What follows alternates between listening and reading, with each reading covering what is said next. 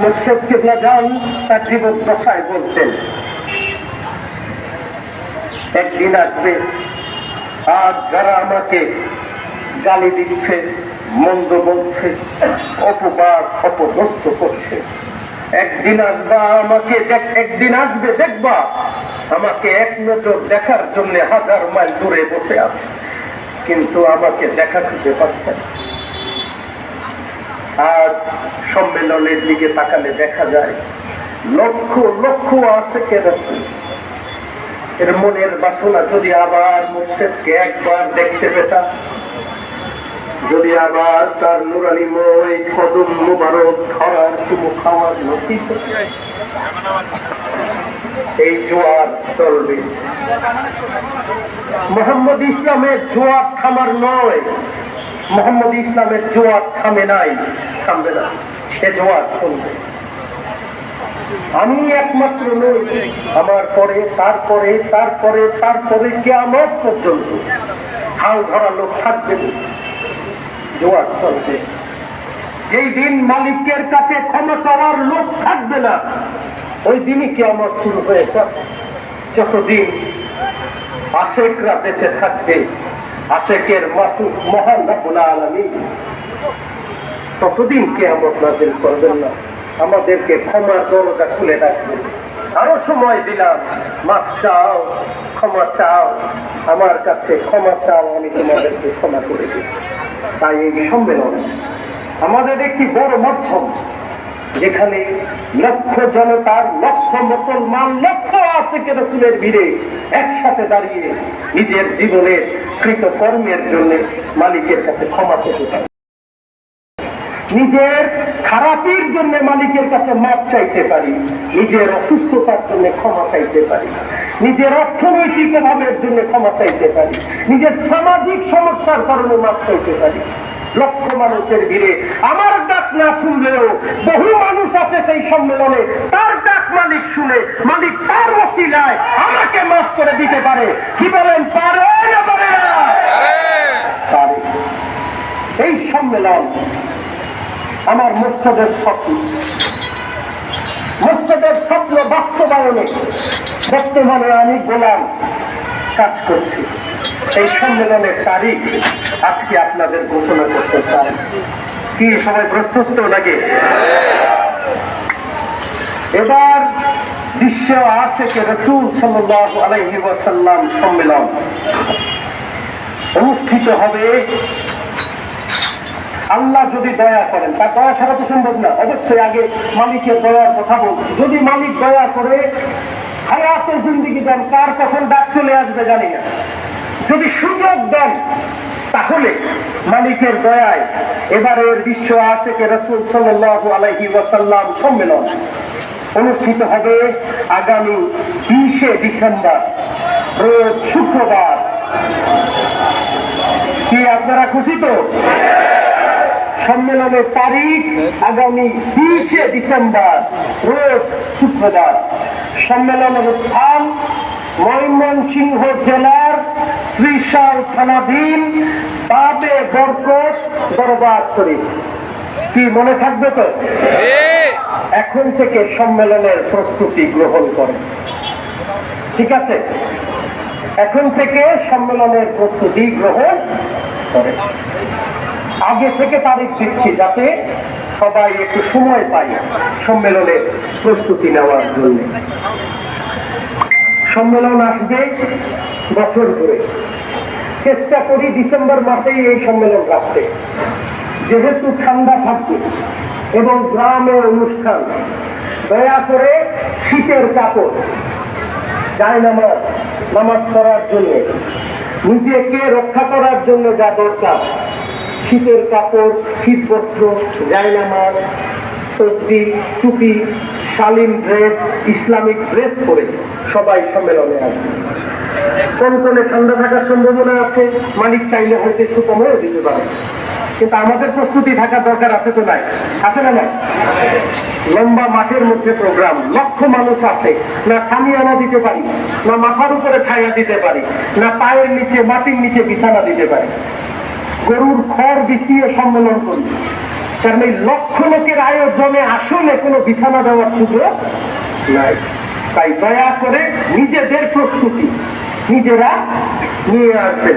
খুব ভালো হয় যদি দয়া করে জায়নামাজ নিয়ে আসেন, একটু বিশ্রামও করতে পারবেন, নামাজও পড়তে পারবেন। তাই সম্মেলনের প্রস্তুতি এখন থেকে সবাইকে গ্রহণ করার জন্য বিনীতভাবে অনুরোধ করছি। আমি এই বছরের বাকি প্ল্যানগুলো বলছি, চটচট করে বলছি, যেহেতু আজকে একটু দেরি হয়ে গেছে এবং গরমে সবার কষ্ট হচ্ছে, লম্বা আলোচনা করতে চাই না। এই বছরের পরবর্তী প্রোগ্রাম হচ্ছে আমাদের 12ই রবিউল আউয়াল ঈদে মিলাদুন নবী। গত বছর আমরা ঈদে মিলাদুন নবী সাল্লাল্লাহু আলাইহি ওয়াসাল্লাম অনলাইনে করেছিলাম, মনে আছে আপনাদের? এবছর আমরা সিদ্ধান্ত নিয়েছি অনুষ্ঠান হবে হাইব্রিড। কি হবে? হাইব্রিড পদ্ধতি। হাইব্রিড আমরা বলার জন্য আমার ইএস লিখছে আর কি হাইব্রিড, কিন্তু এটা এখন আমার মুখ দিয়ে বের হয়ে গেছে। হাইব্রিড মানে হইল যে অনলাইন এন্ড অফলাইন কম্বিনেশন করে এই বছরের অনুষ্ঠান হবে। এবার ঈদে মিলাদুন নবীতে আমি বাংলাদেশে থাকবো এবং আপনাদের সাথে ঈদে মিলাদুন নবী বাবে রহমত থেকে উদযাপন করবো। রাসূলের জন্মদিন বাবে রহমত থেকে উদযাপিত হবে। হাইব্রিড বলার উদ্দেশ্য হচ্ছে ঢাকা এবং ঢাকার আশেপাশের ওই দিন সকল খানকা শরীফ মসজিদগুলো বন্ধ থাকবে। সবাই বাবে রহমতে আসবেন, আমরা একসাথে ঈদ উদযাপন করব। দূর দূরান্তের ভাইরা, যেমন আজকে রংপুর দরবার শরীফ থেকে যাকে আসছেন, তাই না, ময়মনসিংহ থেকে আসছেন, আরো দূরের যে সকল ভাইরা আছেন, আপনারা আপনাদের স্ব অবস্থানে অবস্থান করে ঈদে মিলাদুন নবী উদযাপন করবেন। যদি কেউ আমার সাথে দেখা করতে চান বা আসতে চান, আপনারা আসা উন্মুক্ত। তবে অনুরোধ করি সবাই চলে আসেন না, ঢাকায় এত লোক জায়গা দিতে পারবো না। আপনি জানেন আমরা যদি রাস্তা বন্ধ করে দিই দেশের সমস্যা হবে, চলাচল বন্ধ হয়ে যাবে, যানজট সৃষ্টি হবে। 1 লক্ষ লোক যদি রাস্তায় আসে, এই পুরো ঢাকা শহর বন্ধ হয়ে যাবে। আমি কারো কষ্টের কারণ হইতে চাই না। হ্যাঁ, আমাদের আঞ্চলিক দরবার শরীফ এবং দূরের আশেকে রাসূলেরা, আপনারা আপনাদের অবস্থানে থেকে ঈদে মিলাদুন নবী দরবার সাজিয়ে সুন্দর করে মিলাদুন নবীর আয়োজন করবে। ঢাকা এবং ঢাকার আশেপাশের ভাইদেরকে নিয়ে আমরা একসাথে ঈদে মিলাদুন নবীর আয়োজন করতে পারবেন তো? বুঝতে পারছেন? মানে কম্বিনেশন হবে। আপনারা ঢাকার বাইরের যারা অনলাইনে আমাদের অনুষ্ঠান দেখবেন, আমরাও আপনাদেরকে অনলাইনে সম্প্রচার করব। আপনারা কে কি আয়োজন করেছেন সেটা দেখে, ঠিক আছে? আর আমরা কেন্দ্রীয় ভাবে, যেহেতু আমি বাংলাদেশে থাকছি, সেই জন্য একেবারে যদি বাবে রহমতে একটু সবাই একটা ছোট্ট একটা অনুষ্ঠান না হয়, একবারে মন মরা লাগে, নাকি লাগে না? লাগে না বলেন? আমার মকসদ কেবলা জানার সংস্কার ঈদে মিলাদুন নবী। আমরা যদি একটু আয়োজন না করি, দেখতে তো খারাপ লাগবে নাকি? আমরা এখানে একটু আয়োজন করবো, ঈদের আনন্দই হবে। রাসূলের সম্মান আলোচনা হবে, গজল হবে, বিতরণ হবে রাসূলের জন্মদিন উপলক্ষে, খাবারের বিতরণ হবে, খানা দানা হবে, আমরা আনন্দ করবো। কি বলে? সাধারণ মানুষকে খাওয়াবো, রাসূলের জন্মদিন পালন করবো। পারবেন তো? আলহামদুলিল্লাহ। সব লিখে রাখতে হয়, এখন মনে রাখতে পারি না, ক্ষমা সুন্দর দৃষ্টিতে দেখবেন। আচ্ছা, এরপরে হচ্ছে আশুরার অনুষ্ঠান করবে হচ্ছে আমাদের ঈদে মিলাদুন নবীর সম্ভবত আমাদের করবে 16ই সেপ্টেম্বর। সরকারি ডেটটা এখনো ঘোষণা হয় নাই, একদিনে বিচ্ছেদিত হতে পারে। 16ই সেপ্টেম্বর আমাদের ঈদে মিলাদুন নবী করার সম্ভাবনা আছে। আর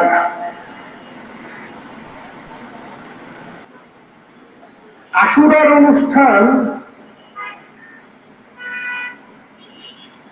দেখেন তো বাবা কবে, হ্যাঁ, আশুরাটা কবে? আগে, জি জি পাই, 17ই জুলাই। আশুরার অনুষ্ঠান খুব সম্ভবত 17ই জুলাই হওয়ার কথা, মানে ঈদে মিলাদুন নবীর আগে। যেহেতু আগে একটা অনুষ্ঠান, এই জন্য আশুরার অনুষ্ঠান অনলাইনে সম্প্রচার হবে। আশুরা কিভাবে সম্প্রচার হবে? অনলাইনে। তো আপনারা যার যার অবস্থান থেকে আশুরার অনুষ্ঠান উদযাপন করবেন কিভাবে? অনলাইনে। ঈদে মিলাদুন নবী অফলাইন অনলাইন মিলিয়ে, ঠিক আছে? আর সম্মেলন তো পুরোটাই আমরা একসাথে অফলাইন, মানে আমরা সবাই একসাথে সম্মেলন করবো ইনশাআল্লাহ তাআলা। আর আরেকটি ঘোষণা, আমাদের গ্লোবাল আশেখ রাসূল কনফারেন্স, আল্লাহ যদি চাহে, মালিক যদি দয়া করে, এটা হচ্ছে আগামী 27শে জুলাই সুইডেনের স্টকহোমে আমাদের গ্লোবাল আশেখ রাসূল কনফারেন্স, আগামী জুলাই মাসের 27 তারিখ। এইটা ইউরোপ, আমেরিকা সহ বিভিন্ন দেশ থেকে আশেখ রাসূলেরও এই সম্মেলনে যোগদান করবেন। শুনছি কিছু বাংলাদেশ থেকেও আশেখ রাসূলেরা সেখানে যোগদান করবেন। আর আপনারা এই অনুষ্ঠান অনলাইনে সরাসরি সম্প্রচার হবে। আপনারা আপনাদের অবস্থান থেকে এই অনুষ্ঠান সরাসরি উপভোগ করতে পারবেন এবং দেখতে পারবেন সারা বিশ্বে মোহাম্মদ ইসলামের আলোটা কিভাবে ছড়িয়ে পড়ছে। ঠিক আছে ভাইজান, মোটামুটি ঘোষণা এগুলোই। তাহলে আবার বলছি, আমাদের বিশ্ব আশেকে রাসূল সাল্লাল্লাহু আলাইহি ওয়াসাল্লাম সম্মেলন কত তারিখে বলেন তো? কত তারিখে? কোথায়? বাবে বরকত দরবার। তাহলে এবং এই বছরের অন্যান্য বিষয়গুলো ধারণা দিয়ে দিলাম। এবছর কখন কি অনুষ্ঠান হবে আপনাদের আগে থেকে জানা থাকবে, তাহলে প্রস্তুতি নিতেও সুবিধা হবে। বিশেষ করে আঞ্চলিক দরবার, খানকা শরীফ, মসজিদ গুলোতে যে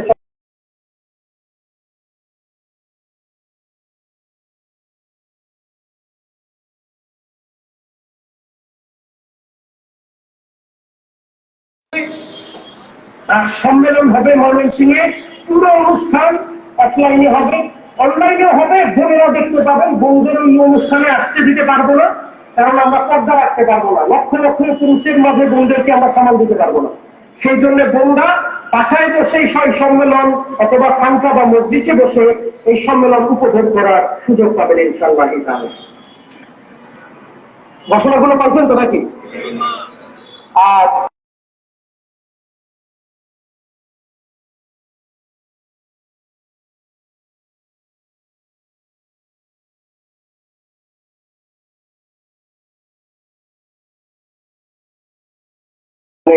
তার জন্মদিন যখন শুরু হয়, আমরা দুইজনই প্লেনের মধ্যে ট্রাভেল করতেছি। আসলে এই প্রোগ্রামটা এইভাবে করে করার উদ্দেশ্য না, শুরুতে করারও কথা না।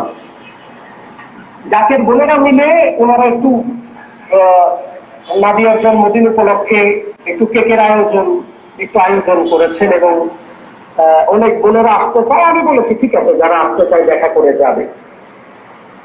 কিন্তু এই আসতে চায় দেখা করে যাবে বলতে বলতে আমার ধারণা 4 থেকে 5,000 মহিলার বেশি হয়ে গেছে। আমরা যা দরবার শরীফ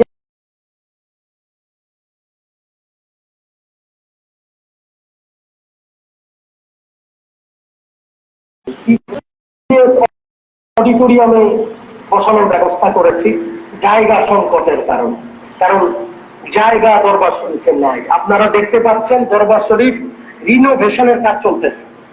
বাবা জানেন ওফাতের পরে এবং ওফাতেরও প্রায় 10-15 বছর যাবত দরবার শরীফ রিনোভেট করা হয় নাই। আমি নতুন করে একটু আবার সুন্দর করে রিনোভেট করতেছি, রঙ উঠে গেছে, একটু নতুন আঙ্গিকে দরবার শরীফটাকে সাজাচ্ছি। এই জন্য আপনাদের কাছে আমি করজোরে ক্ষমা প্রার্থী, আপনাদেরকে বসতে দিতে পারি নাই, গরমে কষ্ট হইতেছে, আপনারা ক্ষমা সুন্দর দৃষ্টিতে দেখবেন। আসলে আমার তো জায়গা নাই। আমার